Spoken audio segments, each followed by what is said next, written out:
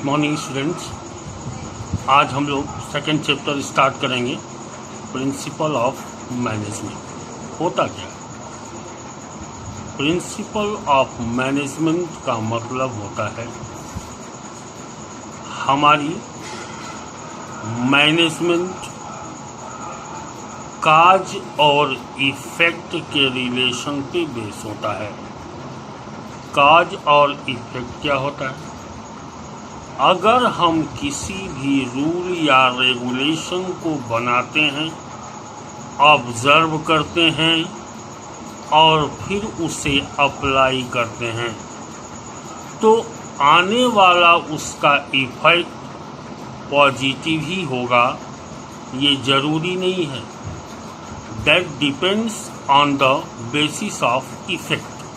अगर उसका result effective है, इफेक्टिव का मतलब प्लस में है, तो हम उसे एक प्रिंसिपल का नाम देते हैं। क्या नाम देते हैं? प्रिंसिपल का, एक रूल्स और रेगुलेशंस का नाम देते हैं। उसी रूल को अगर कोई और कंपनी या फर्म अप्लाई करती है, वहाँ भी रूल अगर पॉजिटिव इफेक्ट दे देता है, तो वहाँ भी वो उसको पॉजिटिव काउंटिंग में ले जाता है। इसके बाद कोई और ऑर्गेनाइजेशन भी इसे लगाता है, अगर उसका भी इफेक्ट पॉजिटिव आ जाता है, तो इसका मतलब है कि ये रूल परफेक्ट है। रूल्स क्या है? परफेक्ट है। नहीं तो काज एंड इफेक्ट का मतलब होता है कि हम किसी चीज़ को या कोई भी प्रिंसिपल जो आदमी बनाता है, ये मैन-मेड प्रिंसिपल होता है। और मैन-मेड प्रिंसिपल ऑब्जर्व किया जाता है। ऑब्जर्व करने का मतलब हम उसको अपनी आधार पे देखते हैं, उसका कोई लेबोरेटरी में टेस्ट नहीं होता। तो इसका रिजल्ट माइनस भी हो सकता है और प्लस भी हो सकता है। ठीक है। देन प्रिंसिपल ऑफ मैनेजमेंट होता क्या है? The rules to be had by management. Management के वो प्रिंसिपल जो काज और इफेक्ट के रिलेशन को बताते हों कि ऐसा प्रिंसिपल लगाने पर ये इफेक्ट आएगा, तो वो प्रिंसिपल ऑफ मैनेजमेंट कहलाता है। ठीक है। अब हम प्रिंसिपल ऑफ मैनेजमेंट के बारे में थोड़ा सा पढ़ेंगे। पहले पढ़ेंगे इसका हम फीचर्स। फीचर का मतलब हो गया, जानते ही हैं, नेचर, फीचर और कैरेक्टरिस्टिक्स तीनों एक ही चीज़ है। पहली हेडिंग्स है यूनिवर्सल एप्लीकेशन परवैसिव। कह रहा है कि मैंने बताया अभी आपको कि मैनेजमेंट किसी भी प्रिंसिपल को बनाने में, किसी भी नियम को बनाने में समय लगता है। ओवरनाइट में नहीं बन जाता, 1 घंटे में नहीं बन जाता। क्यों? क्योंकि हम उसको अपनी दिमाग से पॉजिटिव या नेगेटिव इफेक्ट दे के सोचते हैं कि क्या ये ऐसा करने से इसका रिजल्ट क्या आएगा। 1000 बार हम सोचते हैं, देन हम इस रूल को बनाते हैं और अप्लाई करते हैं।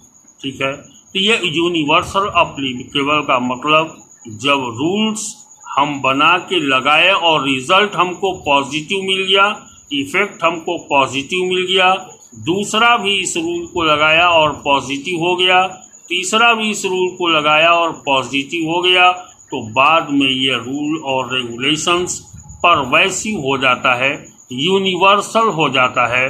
पूरे विश्व में इस रूल को एक जगह दे दिया जाता है कि इस रूल को लगाने से ये प्रॉब्लम सॉल्व हो जाती है।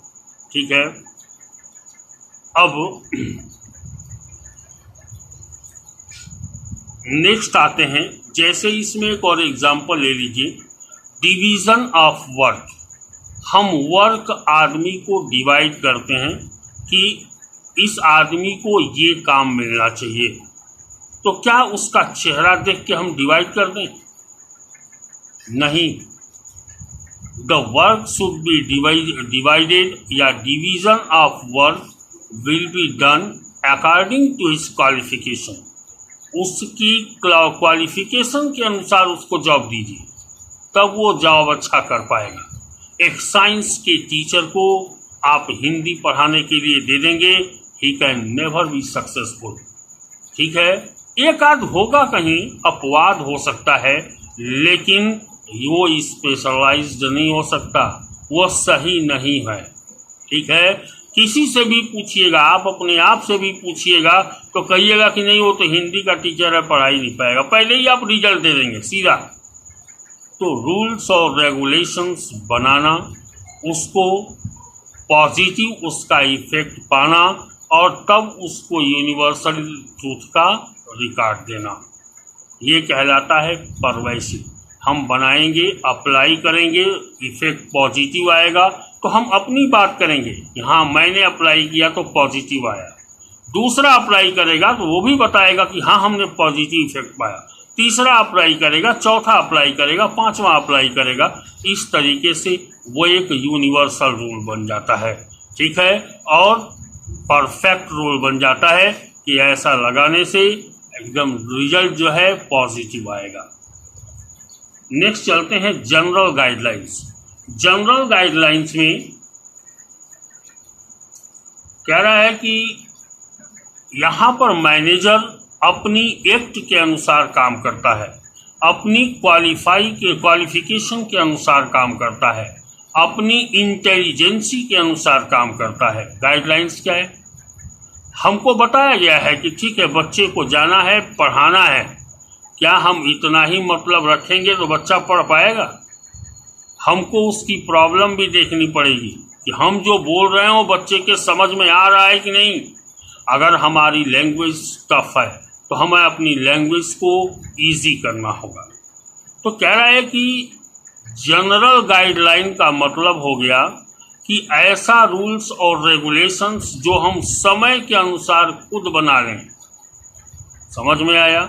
कोई भी रूल्स और रेगुलेशंस जो हम अपने अनुसार सिचुएशन के अनुसार तुरंत बना लें तो और उसका रिजल्ट पॉजिटिव आ जाए तो ये जनरल गाइडलाइंस कहते हैं। ठीक है, आपने सोचा होगा कि आप किसी बच्चा कोई कहता है कि ऐसा बात कहता है ये क्या है, आप ऐसे कर लो ऐसा रिजल्ट आ जाएगा। क्या आप जानते हैं उस चीज को तो उसका रिजल्ट पॉजिटिव ही होगा? नहीं, क्योंकि कई लोगों के मुंह से आप सुन चुके हैं कि ऐसा करने से रिजल्ट पॉजिटिव आया, इसलिए आपने भी बोल दिया। तो कह रहा है जब भी किसी सिचुएशंस को हम फेस करते हैं तो उसका कोई रेडीमेड रूल नहीं होता। अगर रेडीमेड नियम होगा तो हमें एक्सपीरियंस की जरूरत नहीं पड़ेगी। क्लियर है? एक आदमी सीखता कैसे? ठोकर लगेगा तो सीखेगा। तो जैसे जैसे वो ठोकर लगेगा मीन्स रूल को अप्लाई करेगा, वो रूल फेल हो गया, नेग्लेक्ट, रूल अप्लाई किया सफल हो गया, तो दैट इज इलेबोरेटेड, उस रूल को और इलेबोरेट कर देगा और बढ़ा चढ़ा देगा। क्लियर है? हम अगर किसी रूल को सही पाते हैं तो उसको हम ऑब्जर्व कर लेते हैं, अगर हम गलत हो जाता है उसका रिजल्ट तो नेग्लेक्ट कर देते हैं। यही है जनरल गाइडलाइन। तीसरा कहता है form by practice and experiment. अभी मैंने बताया क्योंकि मैनेजमेंट का जो भी रूल्स होता है वो कैलकुलेशन पे आधारित नहीं होता। It is form by the practice of years. बहुत साल काम करने के बाद वो आदमी सीख पाता है, क्योंकि जब वो काम करेगा तो काम करते वक्त उस चीज़ों को अपनी स्तर से सॉल्व करेगा तो रिजल्ट क्या आएगा, पॉजिटिव या निगेटिव, वो देखेगा। समझ में आ रहा है? ऐसे ही करके सीखते हुए वो चला जाएगा। समझ में आ रहा है? जैसे आप किसी बुक को पढ़ते हैं, 25 तरीके बताए गए हैं आपको पढ़ने के कि पढ़ के लिख दीजिए, याद हो जाएगा। एक बार किसी चीज़ को पढ़िए और अच्छे से समझ लीजिए, आपको याद हो जाएगा। ऐसा भी बताया गया है कि आप पढ़िए और लगातार कई बार एक ही चीज़ को पढ़ने से याद हो जाएगा। लेकिन कोई ज़रूरी नहीं है कि इसमें से सारे रूल आपके ऊपर अप्लीकेबल हो जाए। आपके ऊपर जो रूल अप्लीकेबल होगा, एक्चुअल रूल जो अप्लीकेबल होगा, that is the truth. Clear है? तो इसमें हम क्या करेंगे, सीखेंगे कैसे, क्योंकि हम आपको इन सारी क्राइटेरिया से गुजारेंगे, जिसमें आप हमको पॉजिटिव रिजल्ट दे देंगे, हम कहेंगे yes this result is perfect. Flexible कह रहा है, फ्लेक्सिबल का मतलब हो गया मैनेजमेंट जो रूल्स और रेगुलेशंस बनाते हैं वो इन्वायरमेंट के अनुसार चेंज करना पड़ता है। ठीक है, अगर इन्वायरमेंट के अनुसार चेंज करना पड़ता है, इसका मतलब है कि रूल्स और रेगुलेशन मैनेजमेंट के फ्लेक्सिबल होते हैं, चेंजेबल होते हैं। जब चाहेंगे हम अकॉर्डिंग टू मी, अपने अनुसार हम उसको क्या कर लेंगे, चेंज कर लेते हैं। ठीक है, according to me and the situation. Clear है? समझ में आया मेरी बात? जैसे आप इस रास्ते से अगर कोई सामान लेके आ रहे हैं, सपोज रास्ता ब्लॉक है, तो यहां पर अब कोई जरूरी नहीं है कि नियम कहता है कि इसी रास्ते से ले जाइए तो ले जाएंगे आप। You can change the way, you can change the situation. अगर रास्ता चेंज करेंगे तो सिचुएशन भी चेंज हो जाएगी। ठीक है, तो ये रहा फ्लेक्सिबल। फ्लेक्सिबल का मतलब होता है मैनेजमेंट रूल फ्लेक्सिबल होता है, जिसको हम अपनी आवश्यकता के अनुसार, अपनी सिचुएशन के अनुसार चेंज कर सकते हैं, अपने जरूरत के अनुसार चेंज कर सकते हैं। नेक्स्ट हेडिंग है cause and effect relationship. Cause and effect का मतलब मैंने आपको शुरू में ही समझाया कि हम तरह तरह के एक्सपेरिमेंट करते हैं। एक्सपेरिमेंट का मतलब रूल बनाते हैं। जो रूल हमको पॉजिटिव इफेक्ट देता है, उस रूल को हम सीधा कहते हैं कि that is positive, that is positive effect.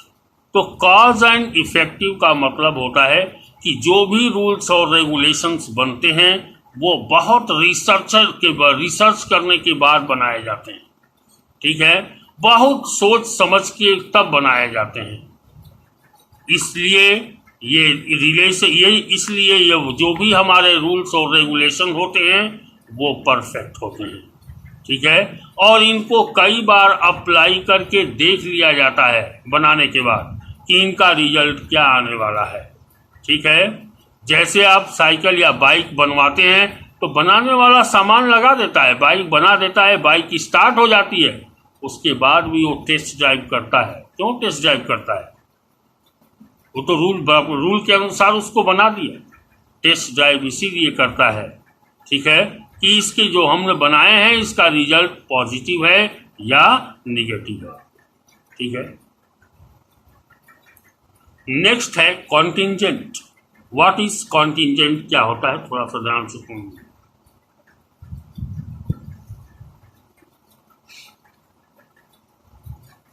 कह रहा है कि कोई जरूरी नहीं है कि एक रूल जो एक ऑर्गेनाइजेशन में सफल हो गई वो दूसरे में भी सफल होगी। देखिए यहां थोड़ा निगेटिव बात भी कर रहा है। कह रहा है कॉन्टिंजेंट का मतलब हो गया कि कोई चीज अगर हमारे लिए पॉजिटिव है तो कोई जरूरी नहीं है कि आपके लिए पॉजिटिव है। ठीक है, क्लियर हुआ? कभी ऐसा भी हो सकता है कि कोई रूल आपके लिए पॉजिटिव है तो हमारे लिए भी पॉजिटिव होगा, ये संभव नहीं। ठीक है, इसको कहते हैं कॉन्टिंजेंट। क्या कहते हैं? कॉन्टिंजेंट कहते हैं। जैसे हम डिवीजन ऑफ वर्क करते हैं तो डिवीजन ऑफ वर्क आंख मूंद के कर दें हम, आ जाओ तुम्हारा चेहरा ठीक है, he can do better, he can do better, ये काम को बढ़िया से कर लेगा। क्या आप जानते हैं इसका रिजल्ट क्या आएगा?